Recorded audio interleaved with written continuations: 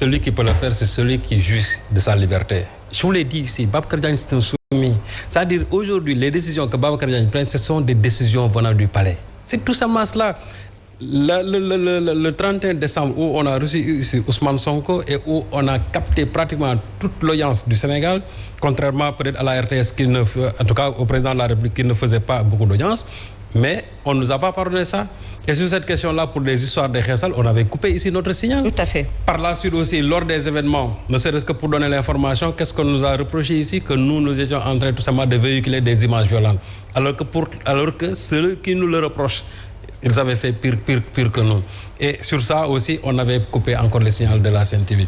Mais aujourd'hui, celui que l'on a sanctionné, ce n'est pas le journaliste en tant que tel, c'est l'homme politique tout simplement qui a été sanctionné. Parce que quand on nous parle d'Ahmed Aïdara qui est élu maire et on nous parle de conflit d'intérêts, moi je crois que Babacar Diagne ne doit pas quand même essayer de se substituer à ce combat-là. Même si ce n'est pas le cas, cette décision force à y croire. Non, c'est l'homme politique qui a été sanctionné. C'est-à-dire Babacar Diagne ne peut pas aujourd'hui faire le combat de l'APR contre Ahmed Aïdara. Ça, il faut qu'on se le tienne pour dire. Il ne peut pas quand même aujourd'hui être l'acteur principal qui doit prendre le combat, c'est-à-dire contre Ahmed Aïdara. Il n'a qu'à laisser Ahmed Aïdara s'affronter tout simplement avec ses adversaires d'en face.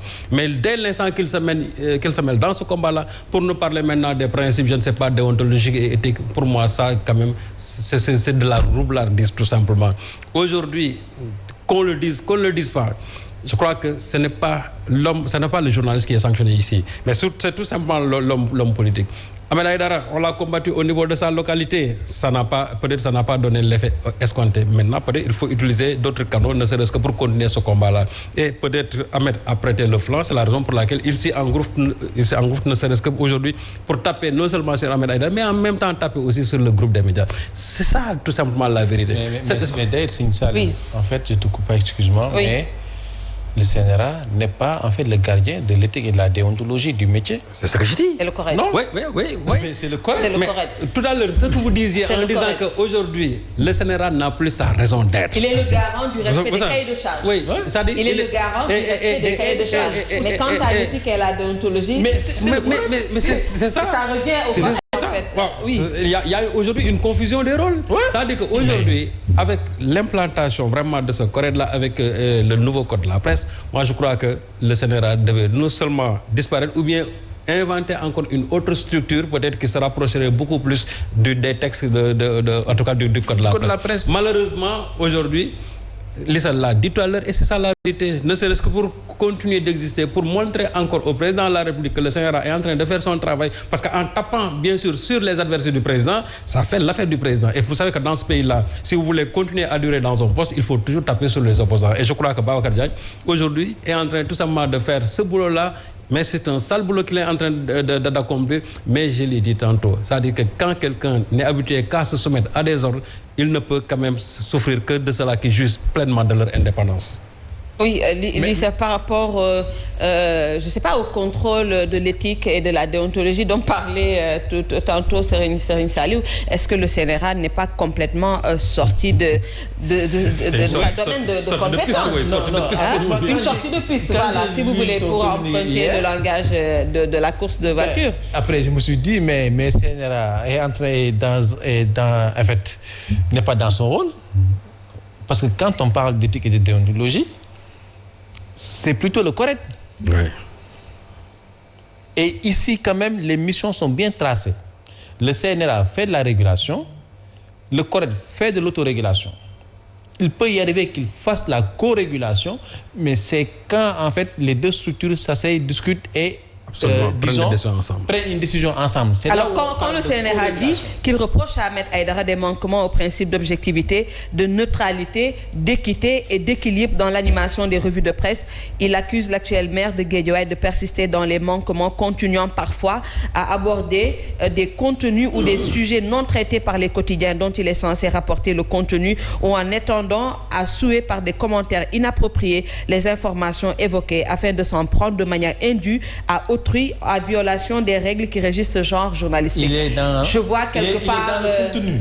Oui, c'est ça en fait. Il est dans le contenu. C'est ça. Et ça, c'est le correct qui est habilité. Et donc, ce qu'il pouvait faire, ce que le CNRA pouvait faire, c'est écrire carrément au correct, leur dire que, en fait, ce que Ce qu'ils ont constaté. Voilà, ce qu'ils ont constaté. Voilà. Et que en fait, ils pensent qu'en tout cas, c'est en porte-à-faux avec l'éthique et la déontologie du métier de journalisme et qu'ils doivent rappeler à Lord Ahmed Aïdara ou prendre des sanctions contre Ahmed Aïdara. Exactement. Et maintenant, au CORED, au tribunal du père du CORED, de se réunir et de voir si effectivement ce que le CNRA reproche à Ahmed Aïdara est fondé ou pas. Ça doit être ça la procédure. Mais malheureusement, il n'y a pas cette complémentarité entre le CNRA et le CORED. Non, mais si le CNRA dans ce cas de figure, c'est ça en fait. Et quand même s'empresse à taper sur le Sen TV, mais il n'aura pas besoin du tout de consulter le CORED. Non. Parce que aussi, vous savez, en consultant le CORED, ils ne parviendraient pas à leur fin. Et leur fin, c'est quoi? Et leur fin, c'est tout simplement sanctionner la Sen TV. Mais c'est ça.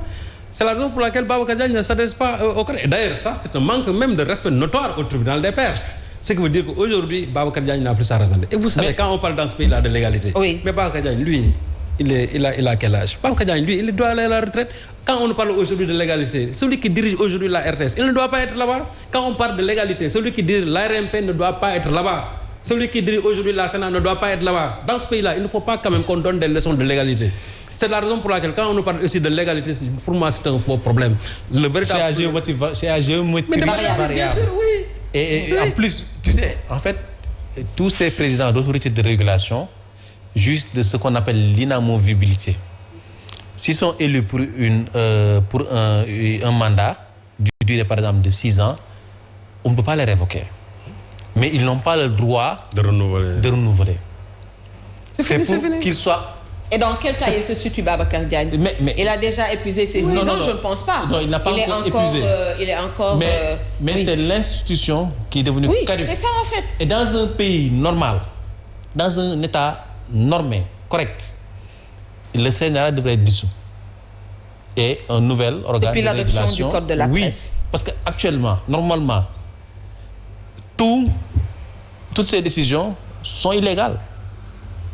Même si l'article 213 du code de la presse dit que l'organe de régulation actuel poursuit ses missions jusqu'à la mise en place de la haute autorité. C'est ça.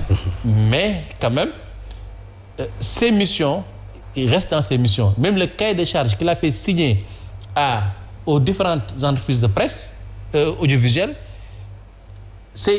les responsables de ces entreprises ne devaient pas signer. Moi, je l'ai dit au CEREPS. Et je l'ai dit aussi à mes collègues patrons de presse. Je leur ai dit. Oui, mais quand la loi demande au CNRA de poursuivre ses missions jusqu'à la mise en place de cette autorité, est-ce que cette loi dit au CNRA, voilà, vous vous limitez à ça, maintenant ce sera ça votre rôle? En fait, il y a des attributions. Non, il y a des attributions qui sont dans le code. C'est ça. Et qui ne peuvent pas, que le CNRA ne peut pas exécuter. Parce qu'en fait, le CNRA est régi par la loi de février 2006. Encore. Et la loi de février 2006 est devenue caduque. Même par rapport à l'environnement médiatique actuel. Et là, dans l'environnement médiatique actuel, toutes ces chaînes-là, aujourd'hui, même si on a coupé votre signal, vous diffusez sur YouTube, vous diffusez sur Facebook, et le CNRA n'y peut absolument rien du tout. Tout à fait. Rien du tout. Tout à fait. Et pourtant, dans le cahier de charges, il devait y figurer des points sur ça. Et pourquoi il vous fait signer? Parce que ces attributions-là ne prennent pas en compte ces plateformes numériques. C'est aussi ça. C'est ça en fait. Donc en fait, il a beau vous faire signer même un cahier de charges, mais il ne peut pas agir à ce niveau-là. En fait, vous savez, le droit, il est tellement fin. Et aussi, ils ont beau louvoyer, faire tout pour tromper les gens, mais quand même le droit reste le droit. Et cette décision-là, elle est attaquable. Ah ben bien sûr. Elle est attaquable. Et je pense que quand même le top management des médias va faire le nécessaire pour attaquer cette décision et leur montrer qu'ils se sont fourvoyés complètement. Je reviens Serigne Saliou sur ce cas d'école.